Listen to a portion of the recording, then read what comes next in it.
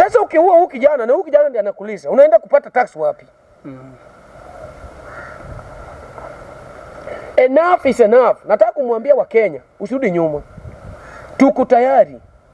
Na hii 2025 inakuja hii. Hii 2025 kama bado una support huyu jamaa, hata unafaa Mungu sahi change, hata system ya kifo Mungu change. So long as mtu ana support Ruto akufe kwanza. Kama hizo siku mungenyongwa leo hii hatungekuwa na Raila Amolo Odinga unamtuma yeye akapigania kiti. Yule rais alikuwa kwa kiti wakati wenu, aliwavumilia na ujinga wenu. Vile huyo rais aliwavumilia na ujinga wenu wakati mlikuwa mnaanza siasa. Ndivyo unafaa kuwa kama mzazi mwema, uvumilia hawa watoto. Vijana musilale, lale lale, vijana musilale, bado mapambano, mapambano, mapambano, bado mapambano, mapambano, mapambano, bado mapambano.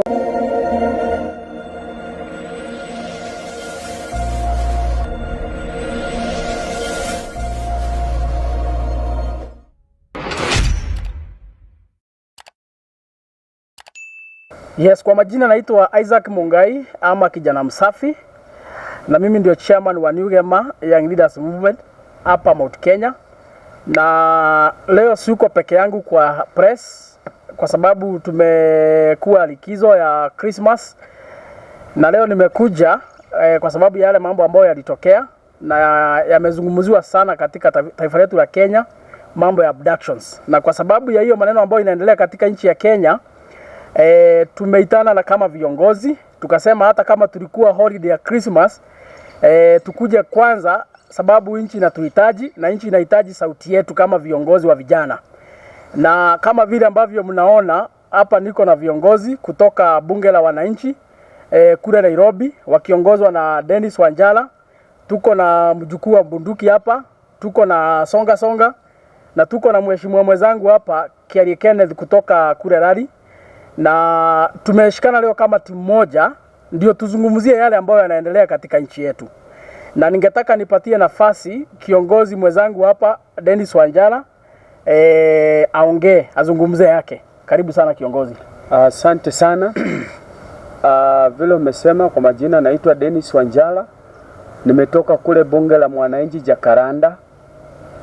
Sisi kama vijana na sisi kama Wakenya lazima tushikane. Tusiposhikana hii nchi itamalizika na mikora. Na hawa wakora wameamua kushikana kuweza kuhakikisha kwa ya kwamba maisha ya vijana imeangamia. So far Wakenya vile mnaona, vile Wakenya wanakuwa kidnapped. Unakuta kijana ameshikwa kwa barabara, mwingine ameshikwa pande hii, ati ili watuuzie sisi uoga, ati tunyamaze. Mimi kitu naweza ambia mtu ambaye anatumana vijana wakwe kidnapped, na huyo ni Rais William Samoei Ruto. Na Rais William Samoei Ruto, mimi nilisikia Martha Karua akisema open, nilikuwa ameweka squad ya askari kutoka Burundi, Uganda na wengine kabila yake hapa Kenya, na wengine wametoka kwa jeshi. Kitu nataka kuambia Ruto, hata utatumia tactic gani ya ati unatuogopesha, unachoka bure. We will deal with you squarely. Na hii kitu unajaribu kutengeneza 2027 na tukue. Mimi nisikudanganye, mimi nilikuambia hakuna siku sisi utatuuzia uoga. Mimi nikiongea hapa, mimi najua nilikuwa napigiwa simu naambiwa niache kuongea vibaya kuhusu rais. Sasa mtu kama anafanya kitu mzuri unaweza muongelea mbaya, uwezi. Lakini William Ruto is an incompetent president. We elected an incompetent, a person who does not know what he's doing. Actually president hangekuwa mtu kama Ruto. Lakini mimi saa nyingine naambianga Mungu umetupa punishment, lakini 2027 tutarekebisha hii kitu. Na akisema ati akona hii mkono yake ati ataingia yeye angukangi kura anaota. Mimi nilisema sisi sio Raila Odinga utaenda kuibia. Sisi ukijaribu kuiba, kuwa na ndege tayari ya kukupeleka Uganda. Na uende kabisa. Sababu tutahakikisha kuwa umetoka na utakuwa rais wa nchi. Sisi hatuwezi kubali. Kuna msichana hapa Ruaka alikuwa kidnapped akienda town. Mtoto wa mwenyewe, msichana mrembo, wazazi wake wajui mahali yako. Hata hao watu wenye ameweka wana rape mpaka hao wasichana. Tunaweza kuwa na rais kama huyo? Msichana wa mtu unamchukua unampeleka mahali hatujui, tutajuaje kuwa umemchukua kumrape? Vijana wadogo 24 years mpaka saa hii hawapatikani mahali wako, alafu tunasema tuko na serikali. Mimi nilisema jana, wametuambia kuwa IG wa polisi hawahusiki kwa maneno ya kidnapping. Mtu mwenye anasimamia DCI anakuja kutuambia yeye hana habari. Kwa hivyo wenye wana kidnap wa Kenya ni majambazi, magaidi, na tumepeana amri. Ukiona Mkenya mwenzako anakuwa kidnapped na wewe unaona, chukua silaha yoyote iko karibu na wewe, piga huyo mtu akufe. Hiyo gari hakikisha umechoma, hakikisha hiyo gari imekuwa damage kabisa, na hao watu wasijaribu kutoroka mahali wako, sababu hao ni mikora na serikali imetuhakikishia si hao. Sasa sisi tutadili nao kama criminal. Hakuna maneno ya kupembeleza punda kwa mteremko saa hii. Hatutakubali kuuziwa uoga kama Wakenya. Hii nchi ni yetu na lazima tuiprotect kama Wakenya. Saa hii tunataka kudili nao majambazi na mwenye anawapatia orders, huyu William Samuel Ruto. Nimeona kazi mzuri kule Embu. Si walikuwa wanahitaji sisi, tutakuja na tutawaonyesha. Asante. Thank you very much. Ndugu yangu, nataka nipatie songa nafasi pia azungumzie yale ambayo yanaendelea. Karibu sana kiongozi. Sawa, asante sana. Kwa majina mimi ni Kedi Songa. Homeland ni Migori. Kwa majina mimi ni Kedi Songa, but Homeland ni Migori. Mimi ni member la bunge la Jacaranda, ama ambassador. Na nimeshukuru Mungu kwa siku ya leo. Nataka kuongea na wananchi. Kwa hii kitu endelea, hii mambo ya kuadapt watu wa vijana wadogo. Nataka kusema hivi, mahali imefika wa Kenya lazima tushikane. Usiangalie huyu ni kabila gani, usiangalie huyu anatoka pande gani. Huyu mtu ameshikwa anatoka Mount Kenya, huyu mtu ameshikwa anatoka Rift Valley, huyu mtu ameshikwa anatoka pande gani. Bwana, enough is enough. Enough is enough. Bwana Ruto anafaa ende nyumbani. Hata mimi sijui, hata kesho ingekuwa 2027 mwezi wa 8, mimi ninge celebrate. Bwana Mungu, sijana 27 ni mbali bwana. Sijui tutangoja kama 2025 bado iko mbele ba. Tujaanza hata na siku moja. 2026 bado iko. Mpaka Mungu wa mbinguni utufanyie tu miracle. Wale watu wanakufanga the right person. Huyu jamaa ndiye angeenda. Kwani tunaogopa nini? Yeye ndiye angesasa enda bwana. Tumepoteza watu wazuri sana. Akina Brian Chira wameenda tu UBC. Akina Dida wameenda. Mbona huyu anapea Mungu nini? Sisi wetu pesa ya Mungu. Yeye anatoa sadaka pesa ngapi bwana? Na hii sadaka yake pia anatoa, anarudi anachukua. Enough is enough. Ona Kibet kama kijana mdogo bwana. Kijana mdogo akona 24 years. Ndiye amechoka na huyu mzee. Amechoka bwana, tumechoka na watu bwana. Siji hata Mungu ndiye anapangia kila mtu, anasema we one day utakuwa leader. Lakini ukisoma Biblia, Ruto tulipewa ndiye turudi kwa laini. Ruto tulipewa kama punishment.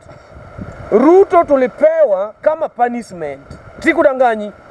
Mungu ndiye angekuwa amechoka na Kenya. Na saa hii Mungu alitoka tu kidogo, ameanza kurudi. Jua naona wa Kenya tumerudi kwa line. Ona saa hii wa mama wanalia, wa vijana tunalia. Hata sisi Jacaranda huko tumesiko mara mingi ba.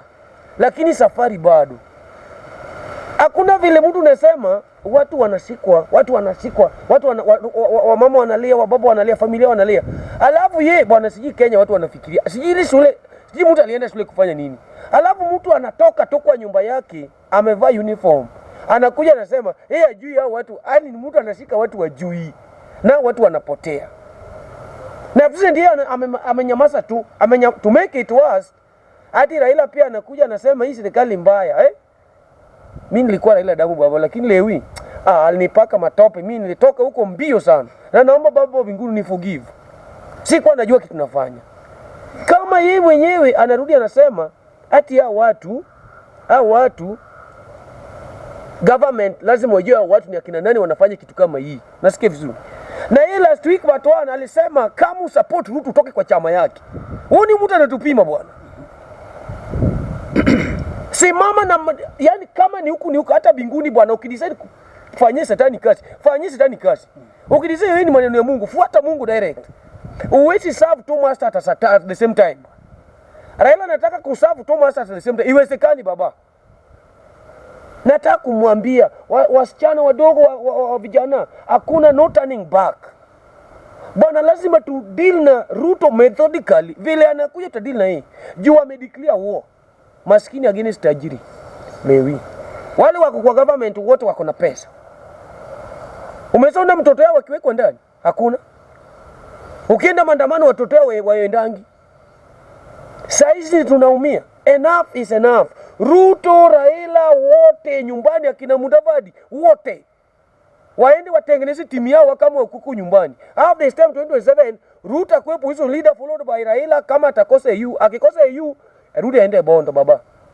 Barabara ya kwenda Nyanza ni kubwa hata kuliko barabara ya kwenda Binguni. Na hakuna jam. Ni kubwa sana. Wajipange waende huko. Na ni mapema. Kama sisi hata sasa hakuna kuiba. Anaiba nini? Anaiba kitu ana. Unaiba kitu kunayo. Ruto hata iba, anaiba. Hati mtu anasema, hati nani atamtoa? Kwani hata Moses hakuwa anajua one day atatoa Israel. Lakini yeye mwenyewe Mungu alimtumia mpaka akatoa watu. Mtu anaenda kutoa Ruto hata mimi. Kwani mimi si Kenya sasa nimesoma. Nikifika huko ndio itapata kama niko na 35 years and above. Nimequalify kwa president ya Kenya. Hati mtu anauliza, hati nani atamtoa jeshi yenu akina nani? Tunacheza mind game. Sasa tutaki kutoa jeshi yetu. Juu wanashika watu, tukitoa mapema watamuoa. Hatuwezi toa. Utaongea nini? Hatuwezi toa, lakini tunamjua. Hatuwezi toa, hatuwezi hata taja jina yake. Wale tunataja tu, tunataka tu tujue reaction yake iko wapi. Hata Jose Mourinho alikuwa anadanganya watu. Didier Drogba ako na injury, lakini masawa anaingia pale na Didier Drogba ako pale ako kwa squad. Sasa hatuwezi toa. Wale bado tunakuja naye, hatuwezi jua. Bwana, mtoto mdogo anashikwa anawekwa ndani. Alafu anakuletea mtu hati hapo ndani ako na kifua. Anakula chakula ya bure. Huyu mtu wakishashika watu wakaweka ndani. Huyu mtu kazi yake ni kufanyia watu tocha. Baada anakula taksi yetu. Huyu hata huyu mtu anafanyia watu tocha ni mjinga. Sasa ukiua huyu kijana na huyu kijana ndiye anakulisha, unaenda kupata tax wapi? Enough is enough. Nataka kumwambia wa Kenya, usirudi nyuma. Tuko tayari. Na hii 2025 inakuja hii. Hii 2025 kama bado una support huyu jamaa, hata unafaa Mungu sahi change, hata system ya kifo Mungu change. So long as mtu ana support Ruto, akufe kwanza. Tufanye celebration kwa matanga yake. Akue warning kwa wengine. Kwanza wakufe na wako na alama. Yaani yeye anakufa na anaanza kunuka tu immediately. Tunajua uni supporter ya Ruto. Tumechoka. Hatuwezi kuwa wewe mwenyewe umesoma una kazi. Hati ukiongea kwa kidogo tu nimechukua simu yangu niongea. Hati wewe sasa Subaru inakuja. Na inakuja na fueli yako. Congratulations kwa watu wa Embu. Kitu walifanya ni kitu ya maana sana. Hata wangenipigia simu bwana, niko 24 hours. Ungenipigia simu ningekuja hata mguu. Mimi hata sasa nataka tu kila mahali tuweke maandamano ya Ruto. Hakuna kitu kingine. Na hata Raila ako na bahati sana ende EU baba. Wewe ukianguka hauna amani. Sikudanganyi. Ukianguka tu pap vile simu yangu inakuja tu hivi. Hiyo siku anatangaza, baba mimi wewe ni jelu mwenzangu lakini tumedeclare uona watu. Hakuna amani. Uende kwa church nyingine huyo pastor atakuombea. Huyo pastor pia utaenda naye. Hata wale mapasta baba, wale mapasta wanaenda. Unaona vile sasa wamenyamaza. Waongei. Na watoto wanashikwa waongei wamenyamaza. Wanakula sadaka kisiri indirect. Wanakula sadaka. Saa hii hata pasta kuna pasta ya ukweli hapa Kenya. Mungu amekasika na watu wote. Most of them nasema 98% na mapasta ni wa uongo. Wanapenda pesa kuliko maneno ya Mungu. Kwani kina John the Baptist walikuwa wanapewa sadaka? Hawakuwa wanapewa, lakini walikuwa na preach the word of God. Sasa hii pastor amenyoa nywele ameacha ndevu. Pastor ina gani huyo? Hati Bwana asifiwe. Bwana asifiwe kwako. Hata kwako kuna watu preach the word of God huko. Sasa hii tumechoka bwana. Enough is enough. Mimi hata nimedeclare wakipenda wakuje wanimalize. Samba iko pale huko Migori wataniweka huko. Na niko na yeye. Juu siku ya judgment iko. Itauliza sababu gani nilikuwa nimpiga. Mungu ndiye amenipea hii roho. Wakenya wajue kitu inaendelea bwana. Tumechoka. Kijana mdogo anawekwa ndani kwa gari. Alafu wanasema wajui na wanatumia gari za makarao. Gari ya polisi bwana. Polisi wewe unatumwa, mbona aende kushika mtoto yake? Polisi anatumwa aende ashike mtu, na yeye ako na loan pesa, yani ako na deni tupu. Polisi ako na mpaka polisi.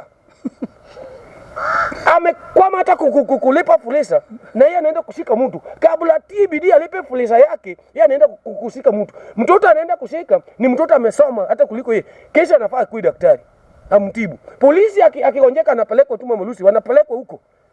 Niliona mmoja alikuwa amelala huko, bibi yake alikuwa amelala huko. Yeye pia analia hapo. Sasa anywe pesa na amevaa uniform.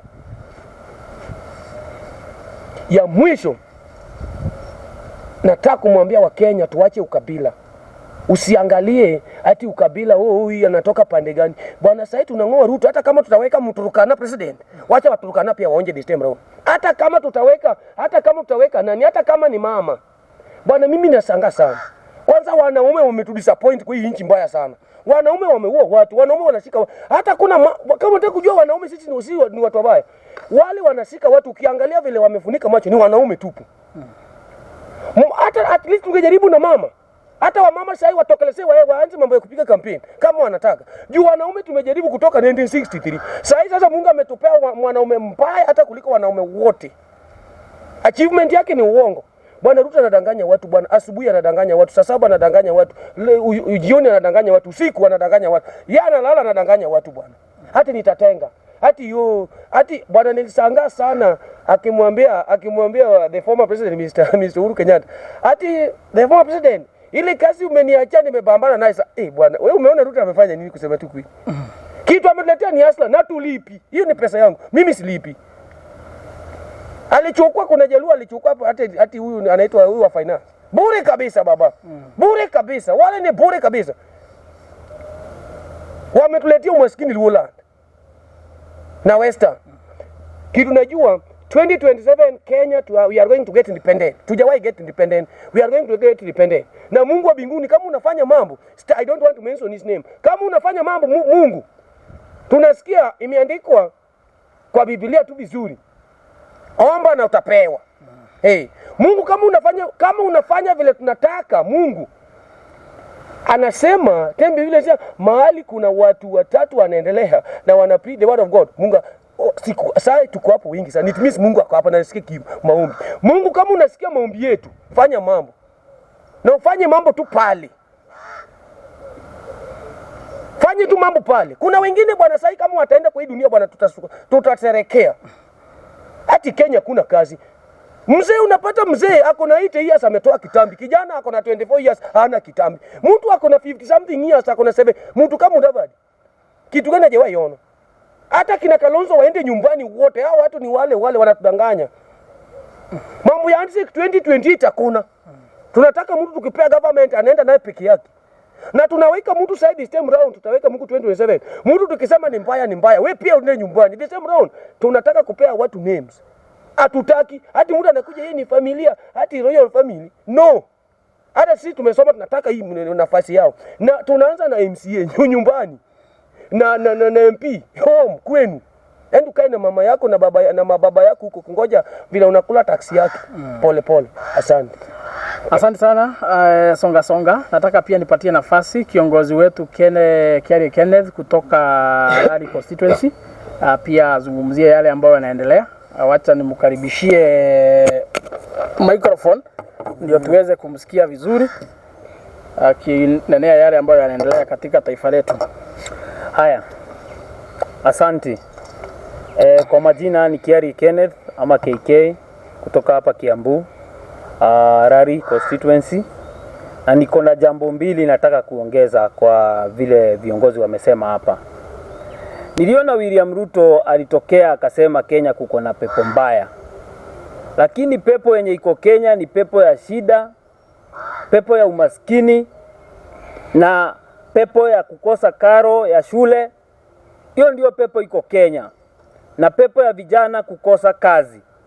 Na ndio maana vijana wanakaa chini wanachora president akiwa amekufa kwa coffin. Juu mtu hana kazi ni kitu gani kingine anaweza fanya? Na mtu mwenye amekosi hizo shida zote ni president mwenyewe. Ameleta programs ambazo haziwezi saidia mwananchi. Alafu mwananchi akikuja apige kelele, anamwambia ako na pepo. Wewe unafufua mapepo za watu. Unajua venye watu wako na mashida hii Kenya. Unafufua pepo ndani ya vijana. Vijana hawana kazi. Umeharibu, umeleta sijui new funding model. Kitu hizi saidia mwananchi ni ya kuongezea watu mizigo. Ukaleta sijui SHA. Ukaharibu health system ya Kenya. Tulikuwa na health system nzuri ya NHIF. Sasa umetuletea ingine ambayo ni ya kurudisha Wakenya nyuma. Alafu unatokea unasema juu Wakenya wamekataana na hiyo mambo. Kulingana demokrasia ya Kenya, watu wako na haki ya kutoa maono yao. Wakitoa maono, wewe unasema wako na pepo mbaya. No wonder hao vijana wanatokea na hasira mingi, wanakuchora ukiwa umekufa juu umekataa kuwasikiza. Hao vijana wa Gen Z umeanza kuweza kuwafufua tena warudi kwa street. Nafikiria una miss kuwaona kwa street. Juu hao ndio tu vijana wenye wewe unashika, unaumiza, unapiga, una abduct. Na vijana askari wanakataa kwenda kufanya kazi yenye walipewa na wananchi, kazi yenye imewapewa na constitution ya Kenya, unawapea kazi ya kuabduct wa Kenya. Kwanza sana wanarika, yani young people, the Gen Zs. Au Gen Zs wakikasirika ndivyo utajua ni kubaya. Kwa sababu ile mambo unawapitishia ni ngumu sana. Umeharibu, hawapati kazi. Unaleta programs asiwasaidii. Mara nasikia ati hao watoto wanatafutiwa kazi huko nje za kwenda sijui kuosha watu wazee, sijui kazi gani kama hizo. Watu wamesoma wakapata degree, ile kitu serikali inaweza wafanyia ni wakutafutia kazi ya kwenda sijui nje ya nchi kuoshanga wababa wazee. Hata wewe fikiria sana. Ile mambo unafaa kupigana nayo ufisadi, hatuoni ukipigana nayo. Wewe ndiye mfisadi namba 1. Umelipa wabunge, umenunua bunge yote, ukanunua opposition. Juzi umeenda ukanunua Uhuru Kenyatta ukaweka kwa serikali. Sasa watu wale wadogo, yani mimi naona wewe ni mtu muoga sana wewe ni mtu muoga. Unaogopa kila kitu. Vijana wadogo wakitoka nje wapige kelele kidogo, umewashika, umewaabduct. Umetengeneza sijui kikosi imetoka wapi na wapi. Wazee wazima, watu wako na familia wanatumiwa kama maburukenge. Unatumiwa ujinga kwenda kuumiza kijana mdogo. Kijana vile mheshimiwa amesema hapa, kijana hata hana kitu yoyote kwa mfuko. Ako hadi na fuliza, hata hana fare, unaenda unamshika. Unaenda sijui saa hii nasikia tumerudishwa wakati wa giza. Kuna giza mbaya katika nchi ya Kenya. Kuna giza tumerudishwa kwa giza ya ule jamaa alikuwa anaitwa Moi. Juu nasikia saa hii zile Moi torture chambers zimerudishwa. Na tuliona hiyo maneno na wale vijana walikuwa wameshikwa Arugai, wale brothers. Walipiga story vizuri wakasema venye waliingizwa kwa torture chambers za Ruto. Hii serikali ya Ruto imekuja create a very bad legacy. Imagine only in 2 years na watu wameanza kuabductiwa, wanapelekwa kwa torture chambers, wanaenda wanafinywa makende, wanaumizwa, vijana wadogo, hawana hata familia, hawana hata watoto, wanaanza kuingizwa kwa mambo ambazo hazifai. Hii ni nchi ya uhuru na iko na demokrasia. Na wewe kama President William Ruto, tulikuwa tunaona ukiwa very passionate about this country. Ukiongea mambo ya demokrasia tunaona unaiongelelea na jia ya passion mingi sana. Lakini kumbe behind the scenes wewe ni wewe unapanga mambo ambayo ni ya kuharibu hii demokrasia. Mkishikana na huyu mjamaa wa kitendawili baba. Sijui anaitwa baba kwa nini. Sijui ni baba wa kusaidia watoto wauliwe ama ni baba wa aina gani. Na naambianga hao watu wa Western, wacheni kubebwa ujinga na mtu. Huyu mtu alitokea juzi amefaa sufuria kwa kichwa. Akabeba vijana wengi akaweka pale kwa street. Akawaambia hii serikali ya William Ruto ni mbaya sana. Imefanya maisha iende juu. Siku mbili after kidogo vijana wa Gen Z kujitokezea akapata kazi. Vijana wake wakapata kazi ya kina Joho na hao wengine. Wao kupata kazi hata hawakuwakumbuka. Wakaendelea kusupport hiyo serikali na wakasema msupport William Ruto. Hao sasa ndio mnafuata. Si mfuate kijana kama Babu Owino. Kijana ambaye anasimama na ukweli. Kijana ambaye haogopi kusimama na ukweli. Huyo ndiye mnafaa kufuata watu wa Western. Na watu wote wa kule Nyanza nawaambia. Huyo ndiye mtu mwenye ni future yenyu. Huyu mzee amezeeka, nimesikia hapa ikisemekana aende Bondo haraka sana. Kwa sababu hao watu ndio wamerudisha nchi nyuma zaidi. Vile wameshikana na mtu anaitwa William Ruto, hatuoni chochote. Mambo yenye tunapata katika hii nchi ni mambo ya kuturudisha nyuma. Mambo ya kurudi ati unakuja una abduct vijana kwa sababu vijana wamejitokezea. Na nimeuliza vizuri nikasema kijana hana kazi. What do you expect them to do? Serikali ambayo haipei vijana kazi. Kazi ni kuleta tu programs za kufanya ufisadi. Wakiongozwa na William Ruto. Wewe ni mfisadi namba moja. Tuliona kabisa wewe uliipa viongozi, walitokea wakasema uliwalipa wafukuze Gachagua. The only truthful man in Kenya ukamfukuza. Kwa sababu vile nilisema hapo awali, hakuna wakati giza na mwangaza zinaweza endanisha. Huu mmoja ni muongo, mwingine ni mkweli. Hakuna saa zile wanaweza endanisha. Na leo nimeona Gachagua akiongea vizuri sana. Akasema vizuri, wao wanajua mahali hao watu wanafanyia kazi. Na ningemuomba sana aweze kutaja hao watu ili Wakenya wawajue, ili Gen Z wawajue, ili wawasalimie. Na kitu ingine nitaambia Wakenya, umesikia hadi viongozi wengi sana wa hii nchi wametokea. Hadi CJ Martha Koome ametokea. Viongozi wengi sana wamesema na wakakashifu hii kitu ya abductions. Na wakasema hadi viongozi wa polisi wakatokea wakasema ati wao hawajui mambo ya hawa abductors. Kwa hivyo hawa ni mikora, ni watu ambao wanatumiwa kutuhangaisha. Hawa ni watu ni wezi. Kwa hivyo mkiwaona huko kwa barabara zetu, wamekuja na hizo sijui maprado. Sasa inasikia wamegraduate wanaenda na Prado, sijui na masubaru. Hizo masubaru mkiona chomeni, hata mkieza, hao ni mikora, huwa wote. Jua, hao ni watu hawana huruma na watoto wenyu. Ukiona mahali popote wanakuja kufanya hiyo ugaidi, washikwe, wafungwe ili wakuwe funzo kwa wengine. Kenya is a free country and we cannot accept a government that doesn't respect the rule of law. The government of William Ruto have proven hawawezi kaheshimu sheria na hawezi kaheshimu constitution yetu ya Kenya. Kama wao ni watu wa kuheshimu demokrasia, William Ruto atokee aongee na aseme hiyo mambo ya abductions imeisha. Na wale watu walikuwa wanaongoza hiyo mambo, wale walikuwa wanatumiwa vibaya kuumiza wa Kenya, tusikia wameshikwa na hiyo mambo imefika kikomo. Sina lingine la kusema ila kuwatakia wakati mwema. Asante sana Mheshimiwa Kiari Kenneth. Tuko na kiongozi wetu hapa mjukuu, pia tungetaka naye azungumze yale ambayo yanaendelea katika taifa letu la Kenya kwa sababu pia ni muhimu. Karibu sana kiongozi. Asanteni sana. Kwa majina najulikana kama mjukuu wa bunduki, kijana wa Uhuru Kenyatta, mtetezi la bunge la mwananchi na Wakenya wale wa kawaida. Ningependa kufahamisha Mheshimiwa Rais William Ruto. Wakati alikuwa anatafuta kura zetu, alitumia njia mbili ambayo ilikuwa ni njia ya kudanganya, ya kuwalaghai Mkenya. Number 1, Ruto alitumia njia ya kanisa, akajifanya yeye mtakatifu kushinda Yesu Kristo. Number 2, Ruto alijifanya ya kwamba yeye akichaguliwa hakuna siku Mkenya wowote atakaye tekwa nyara na serikali lake. Ninakumbuka vyema baada ya Mheshimiwa Rais William Ruto kuapishwa, alitamka yeye mwenyewe kwamba kuna container fulani ambayo serikali ya Uhuru Kenyatta alikuwa anafanyia watu wa Kenya tocha. Ya kwamba kuna muhindi ambaye nilikuwa rafiki yake alikuwa ameshikwa na serikali ya Uhuru Kenyatta. So Ruto alikuwa anajaribu kublackmail wa Kenya kwa sababu huyu muhindi alikuwa mgaidi. So alikuwa anajaribu kuchafua jina ya Uhuru Kenyatta kwamba yeye ndiye alikuwa anafanya mambo ya kutocha wa Kenya.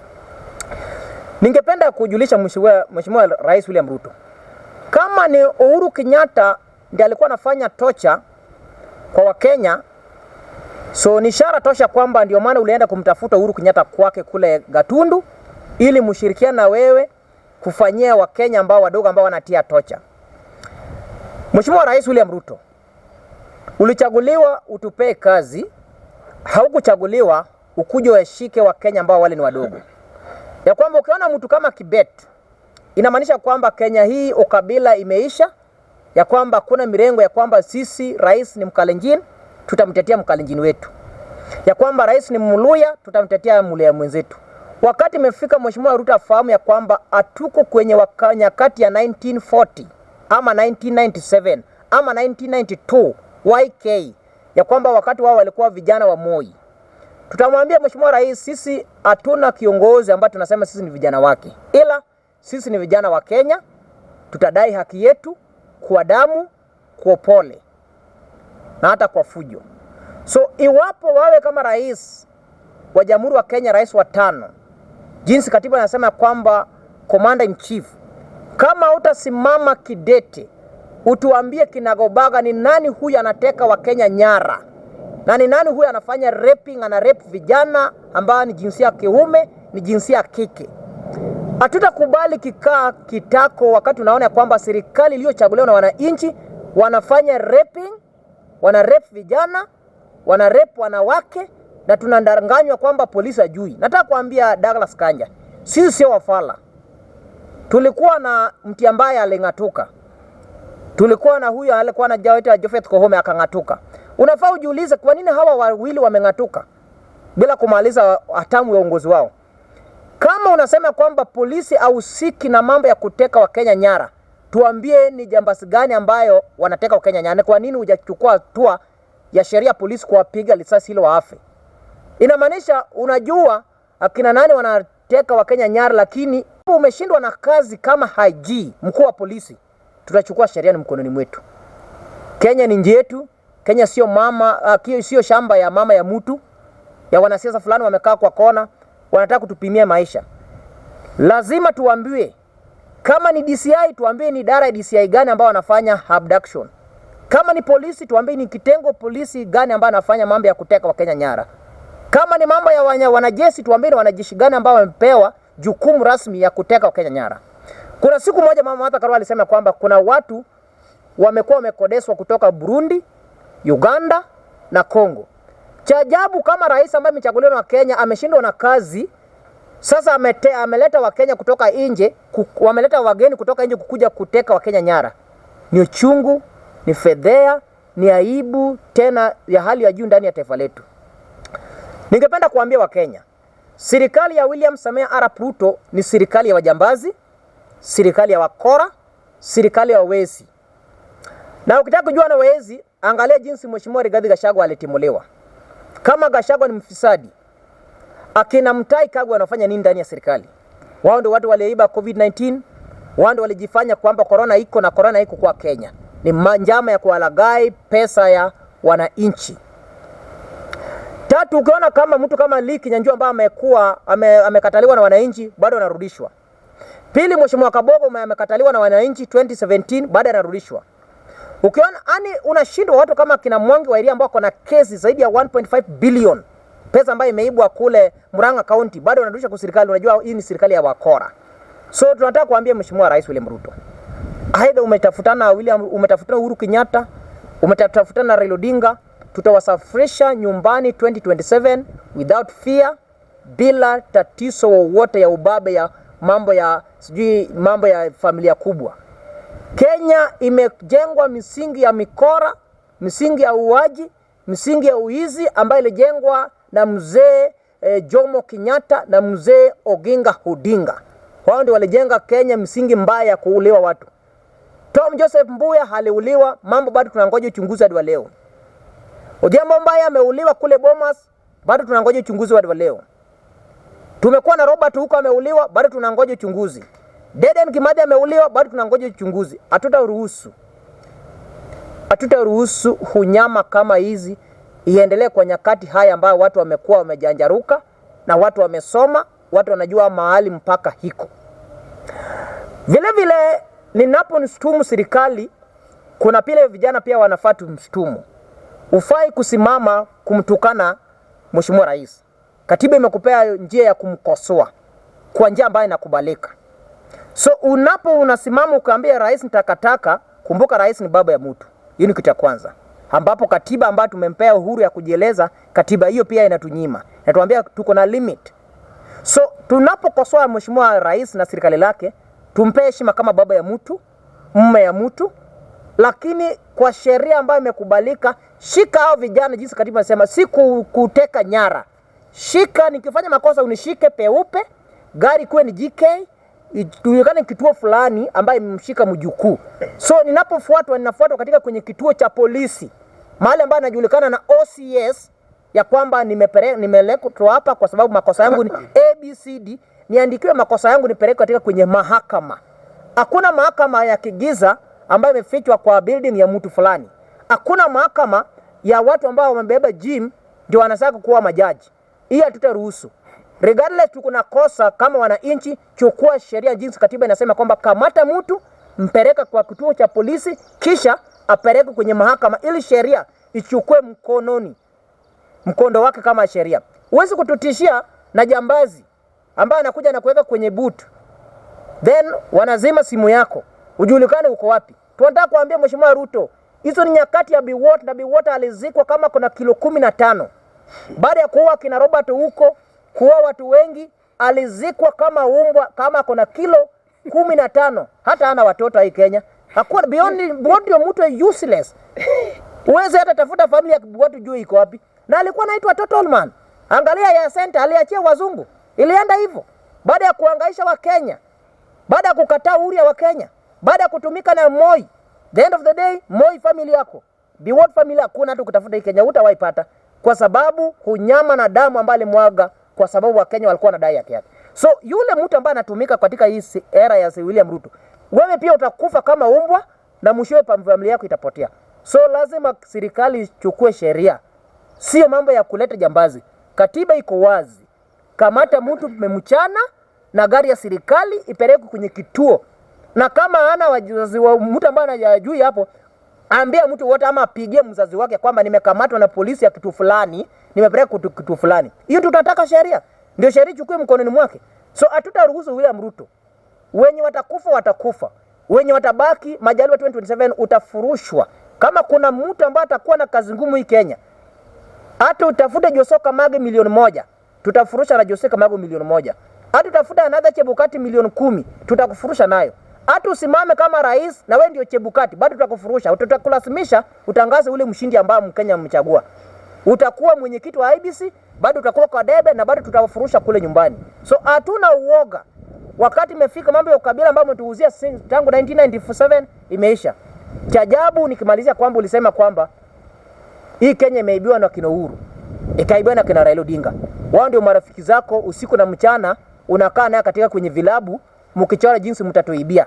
Tunataka kuambia hivi, mtaenda African Union, mkishindwa huko tunawasafirisha Msigoi, Uhuru Gatundu, Raila Odinga Bondo, ili tubaki na inji yetu. Hii ni wakati ambao ni ya wananchi kuchukua sheria mkononi mwetu. Data ID uweke 10,000. My friend William Ruto, tutakupeleka na mkokoteni kwa hadi kwa mlango wetu, tuambie mse kaa hapa tolea. Wakati ni wetu, hatutausio uoga. Jambo la NHF na jambo ya SHA. Mkenya mahali pote ulipo, leo nataka kuambia kwamba usiruhusu kupea Ruto na serikali yake na marafiki zake ambao ni wezi kwa pesa kwa mambo ya SHA. Hii ni biashara ya Mheshimiwa Rais William Ruto na marafiki zake. Hatutaruhusu. Mkenya usidanganywe. Kama ni uhai, Mungu ndiye anapeana uhai, sio William Ruto, sio SHA. So mwachana, anza kuboycott vitu ya serikali ya William Ruto. Tuanze na SHA, tukienda hivyo pesa hizo wapeleke kwa education.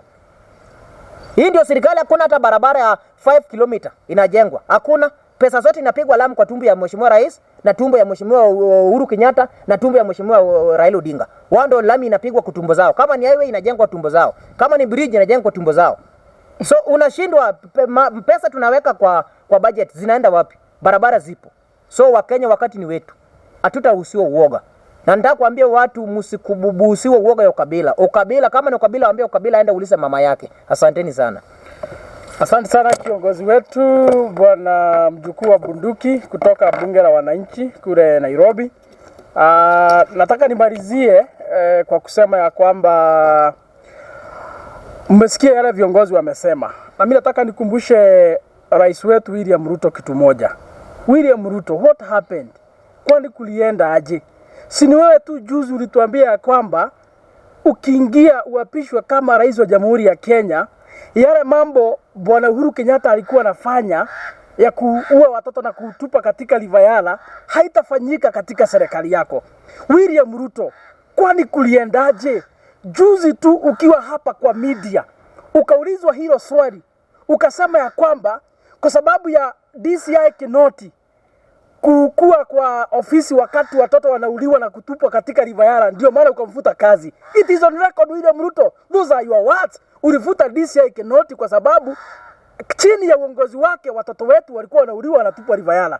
William Ruto, leo hii chini ya uongozi wako watoto wadogo wa miaka 20 wanashikwa, wanapelekwa msituni, wanapelekwa sijui torture chambers mahali hapa hata ijulikani, chini ya uongozi wako bwana William Ruto. What happened? Yale mambo yote umetuahidi juzi bwana, unafanya kinyume kabisa. Hata unafanya worse hata than Uhuru Kenyatta. You are doing worse than DCI Kinoti mwenye ulifuta kazi. What happened, my friend William Ruto? Kumbuka, mimi nimekuja hapa nikumbushe kwa uzuri. Kumbuka ile siku ulituita pale Karen, wakati ulikuwa deputy president, ukatuita kama viongozi wa UDA kutoka Kiambu. Kumbuka vile ulituelezea kwamba chini ya uongozi wako utahakikisha kwamba maslahi ya mahasla, ya mama mboga, watu wa bodaboda utaiangalia vizuri. Leo hii nataka nikukumbushe bwana William Ruto, bila uoga wa Kenya wakinisikiza, kwamba wale watoto ambao wanatekwa nyara chini ya uongozi wako si watoto wa matajiri, si watoto wa matajiri bwana William Ruto. Hao ni watoto wa mama mboga, hao ni watoto wa watu wa bodaboda. Wale unateka nyara leo hii bwana William Ruto ni watoto wa maskini bwana. Hakuna watoto wa matajiri leo hii wako na haja na vile serikali ambayo inaendeshwa, kwa sababu watoto wa matajiri wanashughulikiwa na wazazi wao. Watoto wa matajiri hata hawasomei katika nchi ya Kenya. Watoto wa matajiri hata hawashughuliki na vile uchumi iko, kwa sababu wazazi wao wamewatafutia. Watoto ambao unawinda kila usiku na mchana, watoto unawinda kama wanyama, my friend William Ruto, ni watoto wa wale wazazi ambao waliamuka saa 11 wakakupigia kura. Wamama wa soko, wamama wa vibanda, wamama wa kinyozi, wamama wa salon. Hawa ndio wazazi wenye watoto unawinda kila usiku na mchana bwana William Ruto. What happened? Kwani utu ulipeleka wapi bwana William Ruto bwana? Watoto umeshika hii wiki ambayo imepita, watoto wa miaka 20, ni lika ya mtoto wako ambaye anaitwa George Ruto. Na wacha nikuambie bwana William Ruto, watoto hata ile kitu unafanya wanaandika vitu kwa mtandao ni umaskini bwana. Ni shida inawakumba. Ni shida vile ambavyo unaendesha taifa, vile ambavyo unaleta sheria mbovu zinafanya wazazi wao. Ndio maana watoto wanaongea. Watoto wangekuwa watoto wa matajiri hawangeongea vile wanaongea. Leo hii mtoto wako George Ruto kama angezaliwa kwa maskini, hata yeye angekuwa Twitter, angekuwa Facebook, angekuwa TikTok akikosoa serikali. Mtoto wako George Ruto angezaliwa kwa maskini, leo hii tunaongea, angekuwa kwa hii press akiongelesha wa Kenya, kwa sababu ya vile ambavyo uchumi umeharibika, vile ambavyo policy unaendesha vibaya, vile ambavyo zile programs unaleta za kufinya wa Kenya. Lakini kwa sababu mtoto wako George Ruto alizaliwa kwa matajiri, ndio maana hayuko mahali kwa Twitter, hayuko kwa Facebook, hayuko TikTok, hata hataki kujua uchumi unaendeshwa aje, kwa sababu ukiwa kama baba yake umemshughulikia. Lakini watoto wa maskini bana, wale ambao uliambia serikali itakuwa yao, ndio sisi hapa. Hapa hakuna mtoto wa tajiri, sisi ni watoto wa mahasula. Mama yangu ni mama mboga. Watu unaona hapa wazazi wao ni mahasula. Ndio maana leo hii tuko na uchungu, kwa sababu ile mambo ulituahidi kama watoto wa mahasula hautufanyii, unafanya kinyume bwana William Ruto. That is why today we are here. Shida yetu ni moja peke yake, vile ambavyo unaendesha nchi. Shida yetu ni moja peke yake bwana William Ruto, vile ambavyo ulitudanganya. Kama ungetekeleza wale ambao ulituahidi, hakuna mtu angekuwa na shida na wewe. Sisi si wenda wazimu. Viongozi si wenda wazimu. Hatuwezi kuwa na shida na nchi yetu. Hatuwezi kuwa tunatakia mabaya nchi yetu. Hatuwezi kuwa tunatakia rais wetu mabaya. Tuko hapa kwa sababu ya uchungu vile ambavyo uchumi inaendeshwa. Tuko hapa kwa uchungu vile ambavyo ulitudanganya. Tuko hapa kwa sababu vile ambavyo unafinya watoto wetu, unafinya wazazi wetu. Ndio maana tuko hapa. Otherwise ungeendesha nchi vile ambavyo ulikuwa umetuahidi, hakuna mtu anaweza kuwa na shida na wewe, because it is not about personalities. It's about the interest of the nation. It's about the interest of our people. That is why we are united. Hapa hatujaletwa na ukabila hapa. Hatujaunganishwa hapa na mambo ya ukabila. Ile kitu umetuunganisha hapa ni matakwa ya wananchi, interest za wananchi, jamhuri yetu ya Kenya, vile ambavyo mambo unaendesha bwana William Ruto. Mimi nashangaa bwana William Ruto, watoto unaangaisha. Ile kitu wamekuambia ni kitu kidogo sana kwa mtandao.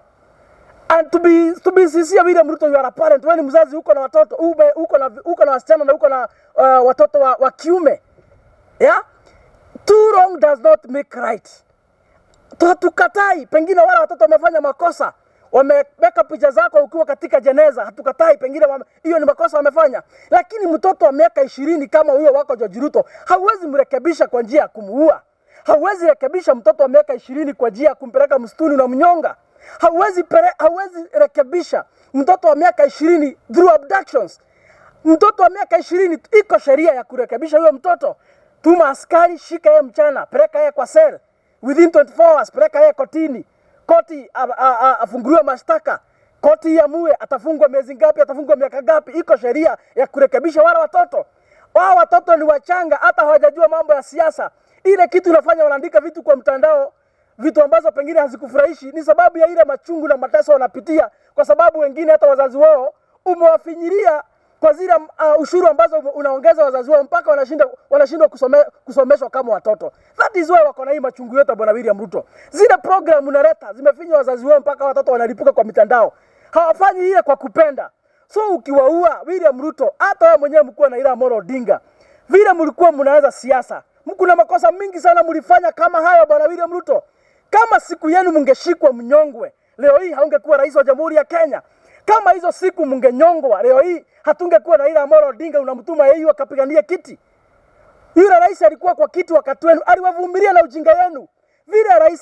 Vile huyo rais aliwavumilia na ujinga wenu wakati mlikuwa mnaanza siasa, ndivyo unafaa kuwa kama mzazi mwema. Uvumilia hawa watoto, uwarekebisha kwa njia ya sheria. Ndivyo siku ingine kesho watarekebika na ndio watakuwa viongozi wa kesho. Bwana William Ruto, sisi hatuko hapa kwa sababu ya chuki. Hatujakuja hapa kukutusi.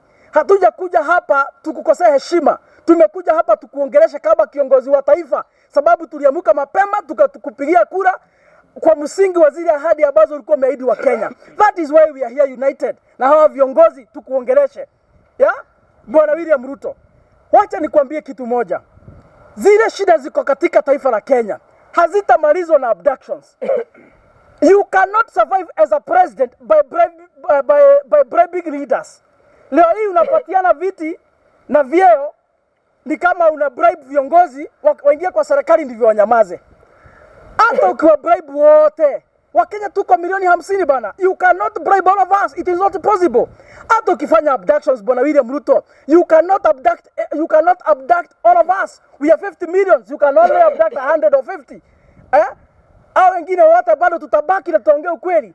Hata ukitafuta njia pengine ya kutua kama Wakenya, hauwezi tua watu Wakenya milioni 50. So hiyo barabara unataka kupitia bwana William Ruto, hiyo barabara ni Terezi my friend. Mimi nakuambia ukweli kama rafiki yangu, unanijua na kujua. Unanijua na kujua. Tuliishi Karen tukipanga mambo ya kampeni vile utapata kiti na baadaye Mungu akasaidia ukapata kiti. That is why niko hapa nikuongeleshe. Hiyo barabara unapitia ni Terezi kule mbele, hautatokelezea. Barabara ya kuabduct watoto wetu, barabara ya kubribe viongozi ndivyo wanyamaza wasiongee, hiyo ni Terezi. Ile kitu itakusaidia bwana William Ruto ni kutimiza zile ahadi zote ambazo uliahidi wa Kenya. Njia ya kuongoza Kenya vile ambavyo inastahili, hiyo tu ndio itakuokoa. Lakini ukiamua kwenda hiyo barabara, kwani utaua watoto wangapi? Kwani utabduct watoto wangapi? Kwani utatushika tukua wangapi? Hata kama ni viongozi, hata kuwanunua wote Wakenya haujatununua. Sisi ndio wenye nguvu katika kulingana na sheria ya Jamhuri ya Kenya. Wakenya sisi ndio wenye nguvu. Sisi ndio wenye kuamua. Sisi ndio wenye tulikupigia kura na sisi ndio wenye tutaamua 2027. Kwa hivyo, ile kitu tu itakusaidia bwana William Ruto. Come back to your senses my president. Come back to your senses. Come back to your senses my president. Ile mambo uliahidi wa Kenya tafadhali tekeleza. Lakini hiyo uongozi wa kifua, hiyo uongozi ya kutotumia sheria kurekebisha maneno, my friend, hiyo barabara ni Terezi, hautamalizia, hauta succeed.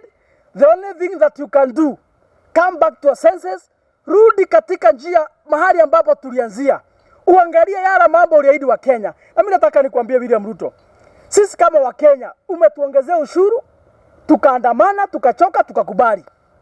Na hakuna Mkenya leo hii halipi ushuru. Sisi wote kwa jumla wa Kenya wote tunalipa ushuru vile ambavyo inastahili. Na kama tumekupatia mamlaka, tumekupatia pesa yetu kama jamhuri wananchi wa Jamhuri ya Kenya ili tufanyie miradi. Nini bana unazembea katika kazi? Nini ingine unataka kwa Wakenya? Wakenya wamekupatia kiti. You are the president. You are the head of state, the commander in chief. Wewe ndio uko na ushuru yote, mabilioni yetu yote ya Wakenya wewe ndio uko nayo. Nini ingine William Ruto unatafuta kwa maskini? Nini ingine William Ruto unatafuta kwa maskini?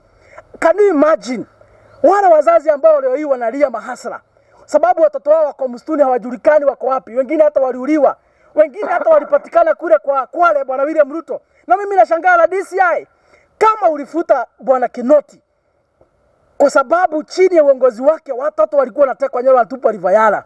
Leo hii tumeona chini ya uongozi wako, chini ya bwana DCI, watu wanashikwa, wanakatakatwa, wanawekwa kwa gunia, wanatupwa Kwale. Baadaye mnashika mtu mnapeleka sel. Siku ile tunasikia ametoroka, na kutoka hiyo siku hiyo kijana alitoroka, hatujasikia maneno tena. Hatujasikia hiyo kitu ikizungumziwa tena.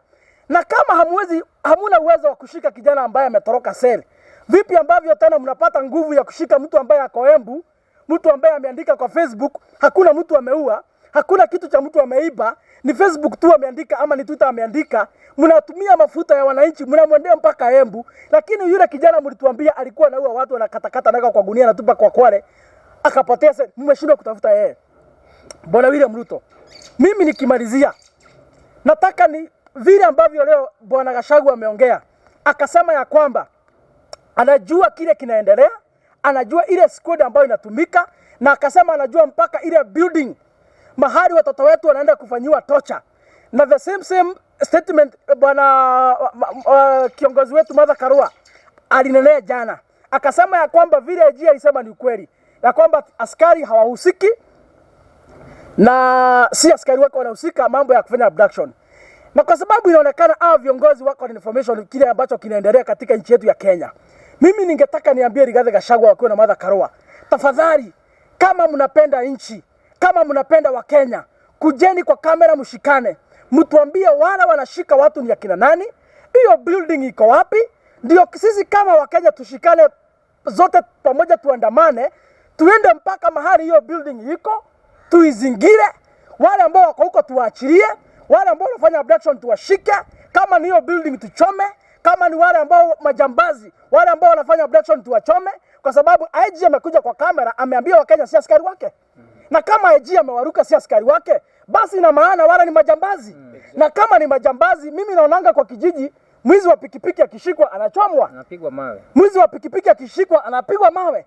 Na kwa sababu IG amesema sio askari wake wanashika watu kiholela ama wanataka watu nyara. Kwa hivyo mimi nataka nikuombe kiongozi wetu bwana Rigathi Gachagua, mkuu na Martha Karua, tafadhali iwezekanavyo, haraka iwezekanavyo, kujeni muambie wa Kenya ni wapi, ni akina nani, hiyo building iko wapi, ndio tungane zote kama wa Kenya tuende hadi huko, kwa sababu nguvu yote katika nchi ya Kenya iko na wa Kenya. Kisheria tuko na nguvu hata ya kufanya arrest. Ya kama IG ameshindwa na kufanya upelelezi. Tuko na idara ya upelelezi bwana DCI. Kama wameshindwa na kufanya upelelezi, wajue ni wapi. Na wamesema si askari wao wanafanya hiyo kazi. Bwana Rigathi Gachagua, come out very quickly. Give us the details. Sisi kama wa Kenya tutaenda hadi huko, tutaandamana. Kwa sababu sasa bwana hatuwezi nyamaza. Kesho, leo imekuwa Kamau. Kesho jana ilikuwa Kibet. Leo itakuwa Wanjara. Siku nyingine itakuwa Songa. Sisi kama wa Kenya tunaelekea wapi? Hatuwezi nyamaza wakati rais na serikali yake wanafanya kinyume na sheria. Na mimi nimekuongelesha kama rafiki yangu bwana William Ruto. Yale ambao ulituahidi kule Karen, hakuna kitu hata moja unatekeleza. Na mimi nataka tu nikwambie, hata kama hutatekeleza kitu hata moja ulituambilia kule Karen, jaribu tu utekeleze moja tu ya kutoshika na kukamata na kuabduct watoto wetu. Hata kama hutatutengenezea barabara ni sawa bwana William Ruto. Hata kama utaongeza ushuru ni sawa, hatuna shida. Hata kama umeharibu masomo ni sawa. Hata kama hutashughulikia afya ni sawa. Lakini tunakuomba jambo moja peke yake, acha watoto wetu waishi. Hao ndio kesho yetu. Kama nchi, hao vijana ndio kesho yetu. Tafadhali tunakuomba William Ruto, at least make sure hata kama hutatekeleza kitu kingine hata moja, hiyo tu ya kuachilia watoto wetu waishi. Tunakuomba tu kwa unyenyekevu kama kiongozi wa taifa, achilia watoto wetu, usijaribu kuwaua, achilia tu waishi. Hatuna shida. Hii mashida nyingine tutapambana nayo. Hii njaa tutapambana nayo, tumezoea. Lakini hiyo tu ya kuua watoto wetu, tunakuomba tu kama rais, tafadhali hiyo barabara usiende. Hiyo barabara usiende. Na tukimalizia, tunataka tupongeze watu wa Embu vile ambavyo wameshikamana, wamejitokeza leo kwa wingi, wamefanya maandamano, wamesema mpaka kijana achiliwe mahali ambapo hako. Na sisi kama viongozi wa Mlima Kenya na viongozi wa kutoka bunge la wananchi, tunashikana na nyinyi, tuko pamoja na nyinyi, na tunasema ya kwamba vijana musilale, lale lale, vijana musilale, bado mapambano, mapambano, mapambano, bado mapambano, mapambano, mapambano, bado mapambano, vijana musilale, lale lale, vijana musilale, bado mapambano, mapambano, mapambano, bado mapambano, mapambano, mapambano, bado mapambano. Hatutakufa moyo, safari inaendelea, bado mapambano, mpaka tuhakikisha kwamba serikali yetu imelainika na imeweka mambo sawa sawa. Sisi tuko hapa, tumekuwa tukikosoa serikali kulingana na sheria. It is not about personalities. It is about keep the government on check. Zile sheria wanaleta, zile program wanafanya, ile ufisadi wanafanya, sisi tunaongea. Lakini hatuna shida na mtu kibinafsi. Shida yetu ni yale mambo ambayo yanaendelea, na tutaendelea kuikosoa mpaka mambo yote ikuwe sawa sawa. Na tuambie William Ruto, ulifanya vizuri kununua Raila Amolo Odinga, lakini haukusahau ya kwamba Wakenya ndio wenye nguvu. Vile ambavyo ulinunua Raila Odinga na opposition, sasa Wakenya milioni 50, sisi ndio tunaongoza opposition. Na tutakukalia ngumu. Ulisema unataka upinzani ambao itakukalia ngumu. Sasa ndio iko hapa. Wakenya wako ngangari, wako macho. Kwa hivyo tunakuomba wewe usituue, wacha tufanye kazi yetu kisheria. May God bless you. God bless Kenya. Mpaka wakati mwingine, asanteni sana.